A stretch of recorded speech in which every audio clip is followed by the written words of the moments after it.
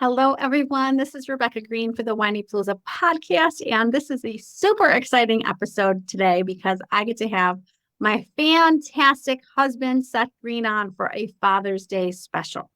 Hi, honey. Hi, thank you so much for having me. I feel a little bit like Justin Timberlake on Saturday Night Live because I've been a guest on your show so many times that I should add it up and stay if I'm like the Five Timers Club or the Six Timers Club like he does on Saturday Night Live. You are funny. I'm gonna tell you something really funny. You record with me every Wednesday night live, and it is released on the podcast every week. So you're really on every week. Yes, but that's on Whinypaluza Wednesday Live, not separately as an official podcast interview. So I'm counting them separately. You count them however you want. It's your show. You're right. You're right. They're totally separate. You're absolutely right. So One is your content that I contribute to, and then this is a whole separate all interview. So every Friday, I have a guest that I release as the Whinypaluza Podcast, and it's experts on a variety of topics related to parenting and marriage. And on Wednesday nights, Seth and I go live to talk about the topic of the week, and that is released on the podcast the following Wednesday. So lots of parenting and marriage content for everybody. You're doing a fantastic job. So Seth, I get to talk to you about fatherhood because this is a Father's Day special. And you are the father of our 3 children, which I'm very grateful for. I'm going to open the bedroom door because my dog is knocking on the door. So give me a second. While I'm opening the door, Seth, why don't you introduce yourself and tell everyone about your amazing businesses? Thanks, honey. That's real life for you. I'm Seth Greene. I'm Rebecca's wonderful husband. As she says, I am a serial entrepreneur. I own BMD Publishing, the company that produces and podcasts my wonderful wife's podcast book and markets all of her stuff. I own Market Domination, which is a direct response marketing agency. I own howtofindmoneyforcollege.com, which helps families cut the cost of college tuition about $32,000 a year. And I own Silver Spoon Financial, which is a comprehensive multifamily wealth management office focused on retirement tax reduction. You want to talk about motherhood over here, and we'll go back to Seth. My kids were not at the door. I shut my bedroom door where I am recording right now, and my cat and my dog were at the door waiting for me to open the door. So this is motherhood, people. This is real life. Fur babies. It is 8:15 p.m. on a Wednesday night. We have gone nonstop all week. June is absolutely insane. And we are fitting this in because we want to give you this wonderful content. And this was our only time to record. So here we are. Seth is a busy man. So thank you for giving me like 30 minutes of your time to record this. And you're listing all of your businesses. You are just like one of the busiest people I know. You do so many things. You fit in working out and Krav Maga and spending time with your kids and spending time with your wife. You're a dad. You're a husband. You are an entrepreneur with several businesses. How on earth are you balancing and managing all of that? Thank you for having me on, and thank you for the question. And thanks for making me a father 3 times. Appreciate that very much. 6 times. I gave you 3 fur babies. Okay. Are we counting previous fur babies? Anyway, we could be here for a while. I will say I don't balance it all. It's not balanced. I used to think that it was all about balance and finding this magical mix, the perfect amount of time, evenly spread across every area of your life. And I found out that does not work. Because if you have a perfectly balanced teeter-totter, what happens? Nothing. Somebody immediately tries to move to make the teeter-totter go up and down because it's boring to be exactly perfectly balanced. And it's also impossible for any length of time. So I don't think it's balanced. I think there are periods where each area of my life at different points of the day or the week takes more focus. So I don't know if I'm balancing it all. I am switching from thing to thing based on how much each thing needs me at that given point in time. Managing it all, my fantastic wife is our domestic goddess and manages all of the kids stuff and tells me where to be, when, for who, and who to take where, when. So I couldn't do any of that without you. The business stuff, I would label myself a wonderful visionary, and I have a fantastic team that helps execute all of my ideas so that it looks like I'm everywhere all the time, but I'm really not. Very organized, very meticulous in terms of time management, very productive, and awesome systems that run all of that stuff. He talks very fast. Okay. And that too. We're going to slow you down, first of all, because you're going to make my head spin if you talk that fast, because it's been a very long day. I need you to angle your camera down because I feel like I'm looking up at you and it's not working for me. That is so much better. Thank you so much. Sorry about that, Robbie. This is marriage for you people. Love that answer. I think that we're seeking for something that we're not going to find. So I love that you took the word balance out of my language. And I love that you have changed my perspective on that through your answer. So that was a really helpful answer. Awesome. I'm so glad you liked it. I want to know, what has been your favorite part about fatherhood so far? I gotta nail it down to one thing. That's No, really, you can tell us favorite parts, plural. I would say watching them grow up, watching the people that they are turning into, watching them grow and get older and smarter and more sufficient, and just seeing their brains and personalities evolve and trying to, as I will borrow a quote from you, grow up with them. Mm, the tears have begun. Just made it to the second question. You're doing great, honey. Woo! Okay. Do you hear Lily laughing? If you hear Lily laughing, I apologize. All my children are home. All of our children are home. And yeah, it's a busy house. What can I say? So you're going to hear real life. You're going to hear the dog and the cat and the kids. So, what has been some of your challenges along the way with fatherhood? And then tell us how you are overcoming those challenges. You can just give us one.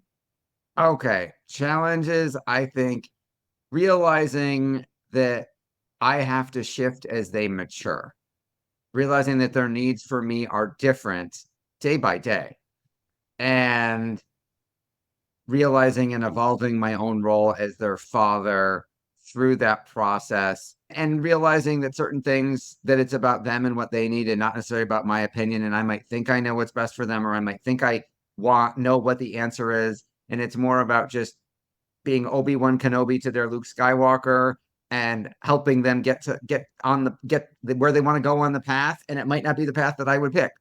I would say one of the biggest, most recent shifts was not a short time ago, a couple of years ago, when we had, at least I had visions of a Division I college scholarship for Max for soccer, being a goalie. He had coaches. It wasn't a pipe dream. He had coaches recruiting him. He was playing on Olympic development teams. Like, he had he made the regional, national, state travel team. They're going to be flying around the country for tournaments. He had a legit shot, and turned it down and decided he didn't want to play soccer anymore and wanted to try football, which he's had a lot more fun at.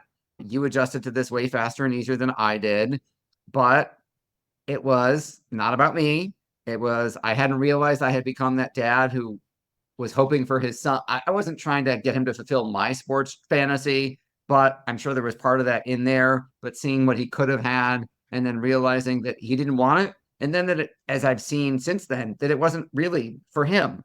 So realizing that what he thought was best for him was not necessarily what I thought was best for him. And he might be right.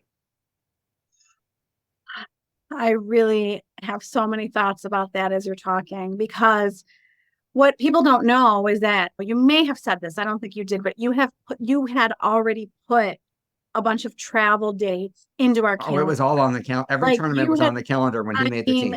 Seth, I'm not telling you me, because it would have depended on the girls' schedule. I don't know that I could have gone to all of the tournaments, but Seth was committed to taking him to all the tournaments. Seth would have taken off of work. Seth would have flown him across the country. Seth would have done anything for Max with soccer. Not that he wouldn't do anything for Max, period.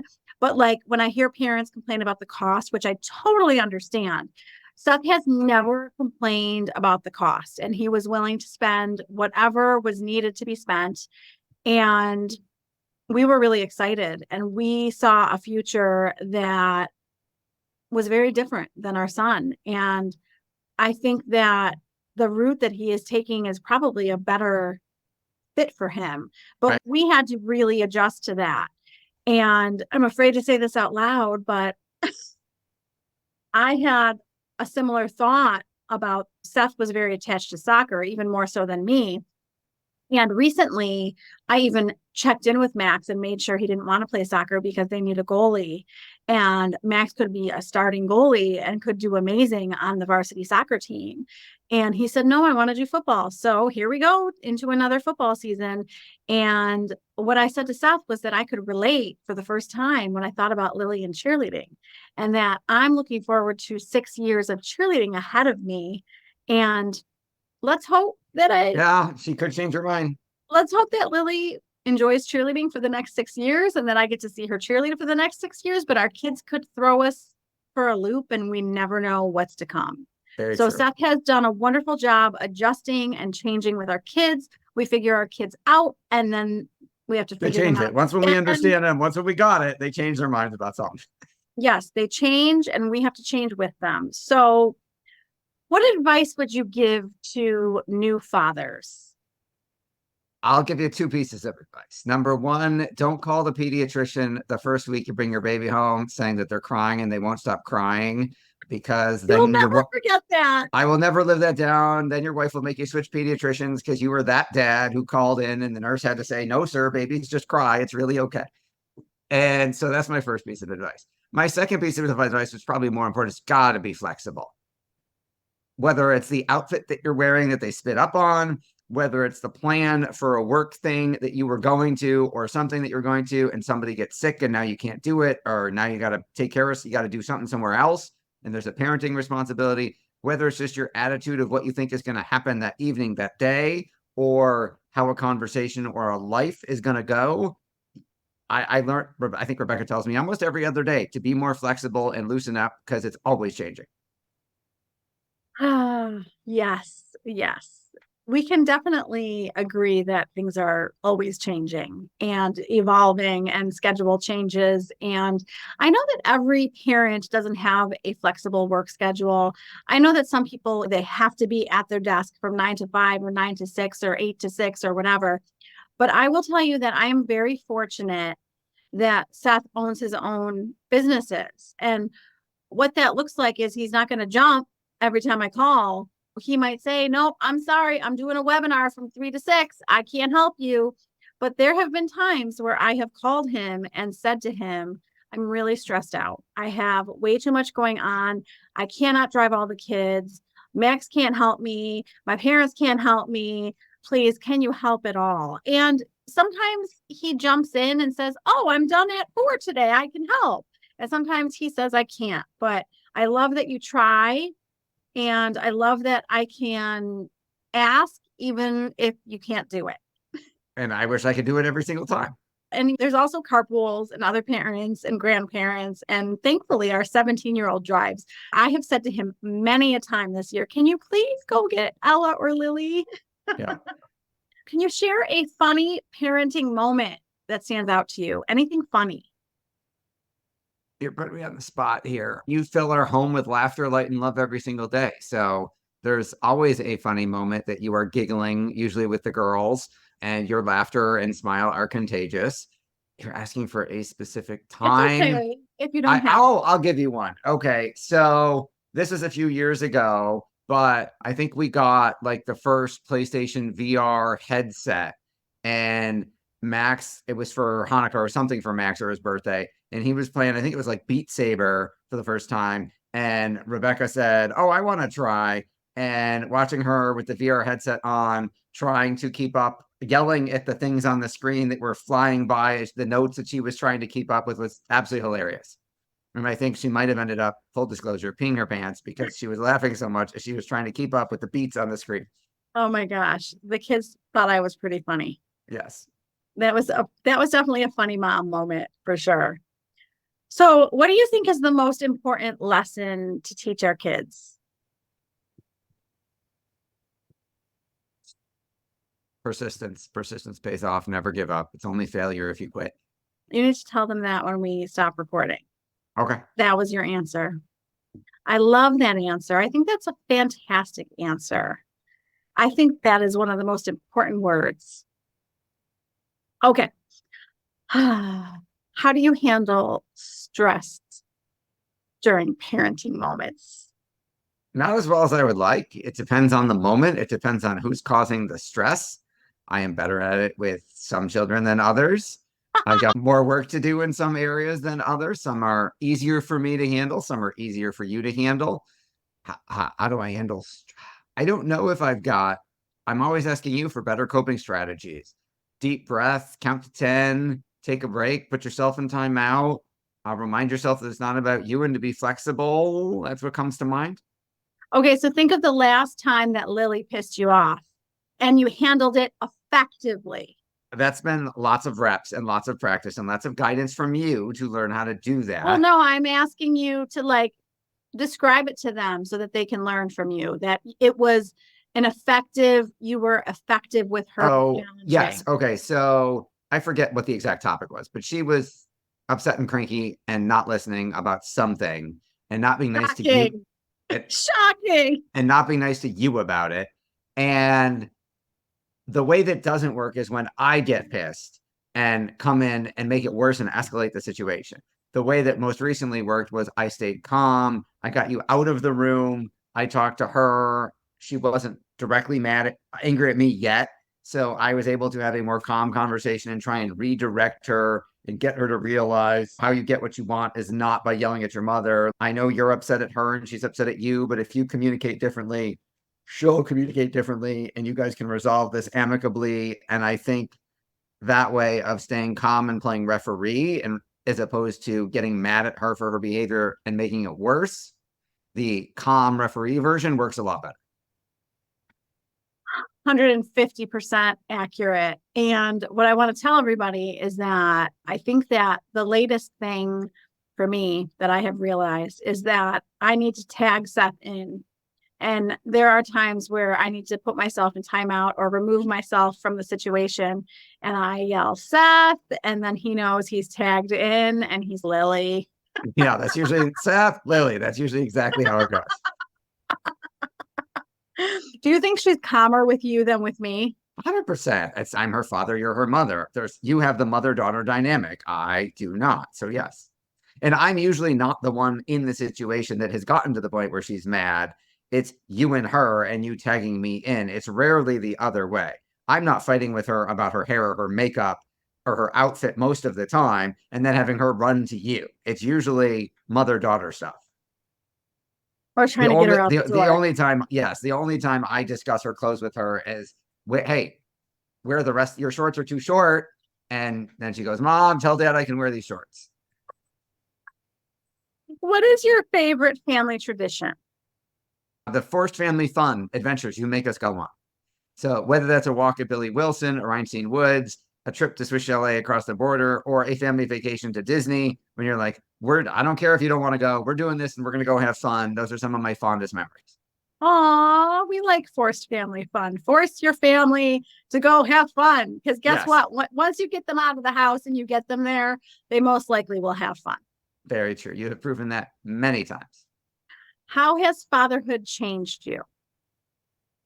How hasn't it changed me? I think it's changed me in many ways. It made me stronger, more resilient, more empathetic, more sensitive, more emotionally available, more determined, more loving, more caring. How's that? That's a lot. Yes, So it's made you better. 100% every day. What do you think that your biggest strength and weakness are? Is what's the correct word as a father? I was about to say, is this a job interview? This sounds like our first date interview. What's your biggest strength? What's your biggest weakness? Why should I hire you to be my husband? Why should I Oh, hire you to be the father of my children? That's what I should ask you. Beth, you had to get me married first. Okay, so biggest strength as a father. I tend to be Rebecca. I think I'll say this correctly. Rebecca would label me her rock. Rebecca drives the fun bus in our house. I am probably the rock. She has the most fun and has the most variety in her emotional choices. And I am probably the calm, stabilizing influence. So that is probably my biggest strength. Ability to stay calm if there's a dead bird, bunny, crisis, blood, or anything else. A weakness as a father, thinking that I know better and I've been working on this, is not trying to force my kids to do it my way because I think I'm right, and realizing I've got to let go and let them figure it out their own way. Even if it's wrong, even if it hurts, even if I could have made it better, they've got to learn it on their own. Oh, that was a mouthful of very true. That was A good. mouthful of very true. That's going to be my new book title. I like that you are so self-aware. I have been married to a therapist for 20 years, so it helps. I'm so glad that I'm helpful. You're great. Apparently, I drive the fun. You know you drive the fun bus. Their lives would be so much more boring with just me. I feel like I'm really serious a lot of the time. I'll start dancing in the kitchen, but I feel like I'm very serious a lot of the time. I think you're serious when you need to be because you're trying to accomplish things of getting them where they need to go and blah blah blah blah blah. I think if you had more freedom to drive, the fun bus would be driving a lot more often. But you are definitely the driver of it and the initiator of it, and way more fun than I. You loosen me up and make me more fun. Hmm. And you make me calmer. Yes, dead bird, bunny. We've been dealing with some stuff, and I'm Well, not. technically, the bunny wasn't dead. Technically, the bunny lived. We saved the bunny, but it's very traumatizing for me. Yes, sorry about that. I just love animals, and I try to protect them from my big dog, and they should just stay out of my yard. Yeah. So, what do you appreciate most about our partnership in parenting? I couldn't do it without you. I've learned so much from my fatherhood technique from watching you as a mother. I appreciate that I get to learn from you and be inspired by you every single day. Okay, so I love that answer, but Not good enough. no, it's not that it's not good enough. It's flattering, and I love your answer. I think that let's take therapy out of it. Let's take your therapist way out of it. Let's just take Seth and Rebecca, normal Seth and Rebecca parenting. What do you like about our parenting partnership? That you are the yin to my yang. You balance me out. You make me more flexible, more fun, more sensitive. And you are an amazing girl mom. And I'm a good boy dad. And while I'm a good girl dad and have done endless tea parties and pretend weddings in the living room, and maybe I can do one halfway decent braid. I don't know the first thing about you're the expert on their feelings, makeup, outfits, everything. I'd be like, let's just, yeah, all of that. I think that describing us as yin and yang is a really good description. I don't know that we could be more different in a good way. I don't mean that in a bad way. I think it's good we balance each other. Complementary opposites. I didn't want to marry myself. Yeah, you two wouldn't get along very well. Oh, we would butt heads. What's one thing you wish you knew about being a dad before becoming a dad? How much I was going to love it. I had ideas about fatherhood, but you have no idea until you've actually done it. I had no idea how much more love I would have to give. He was like, I've never babysat. I've never held a baby. I've never changed a diaper. I'm never going to change a diaper. And I don't know about this. And I was like, I have a biological clock ticking. I am turning 30 years old. We are having a baby. We are having a baby now, and you'll be fine. That was the pep talk, ladies and gentlemen, right there. I was doing the math. I was going to say, you could, if this whole Whinypaluza brand thing doesn't work out, you could go right for Hallmark. Let's go. Thank you for the 3 children that you gave us with me. Thank you for making them with me. Oh, that's too close to my other question. How do you hope to be a better father in the coming year? Be more flexible, be more of a guide. It's not my story to write, it's theirs. And I'm just here to help them navigate that path. I asked you a lot of questions.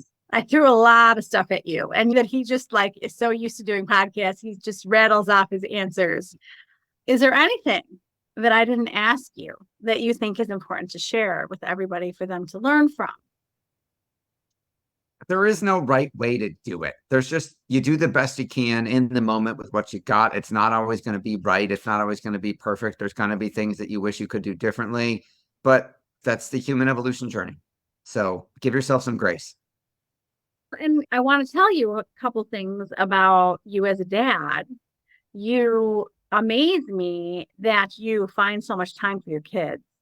And he comes home from work, and there's a lot of times that he still has work to do, which is fine. He's still present. And by present, I mean that if Ella needs help rehearsing a scene, he's helping her rehearse a scene. If Lily's asking him to help with homework, he's helping her with homework. If Max is asking, what is something Max asks? Max asks you a million Computer stuff. Max asks you a computer question, you drop what you're doing. You're helpful, you're available. If they call you at work, you answer.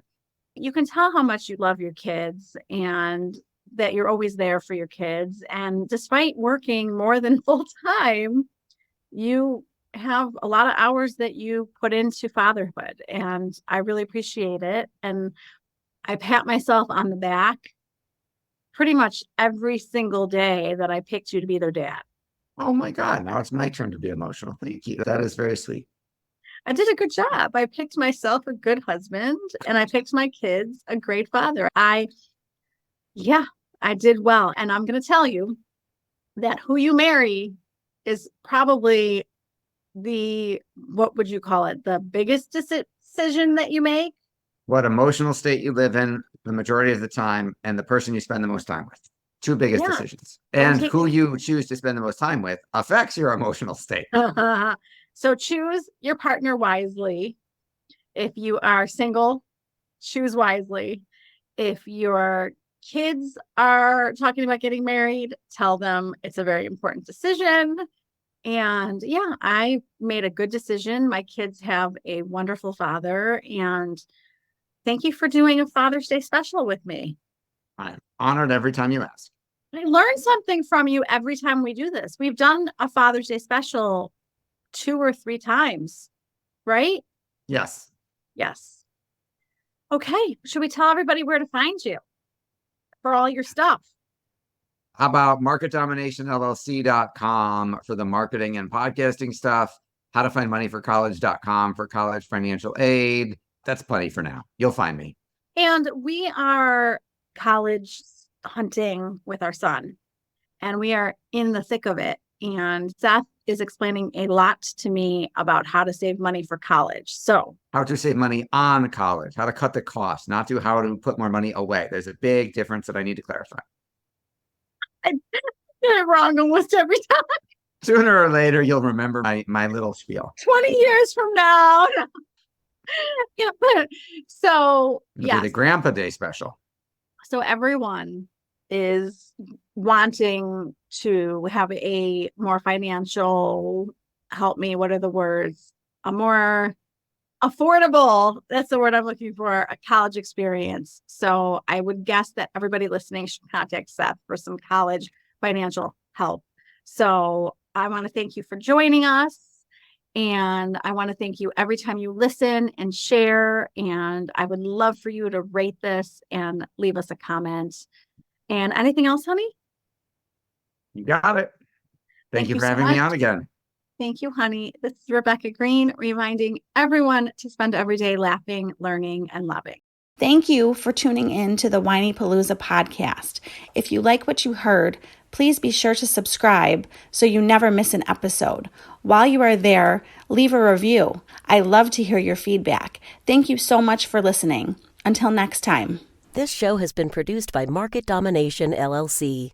To discover how you can have your own show completely done for you and turn it into a real published book and become the authority in your marketplace, go to www.marketdominationllc.com/podcast offer. 49 faces looked to him in triumph. Over the last 12 months, they had each taken turns and promoted his business for a week at a time, driving over $987,342 in revenue. What if you had a network of 50 centers of influence who promoted your business every week for a year? Grab your copy of the #1 Amazon best-selling book, The Ultimate Guide to Growing Your Business with a Podcast, at 33% off the Amazon price by going to ultimatepodcastbook.com. Again, that website for 33% off the Amazon price is ultimatepodcastbook.com.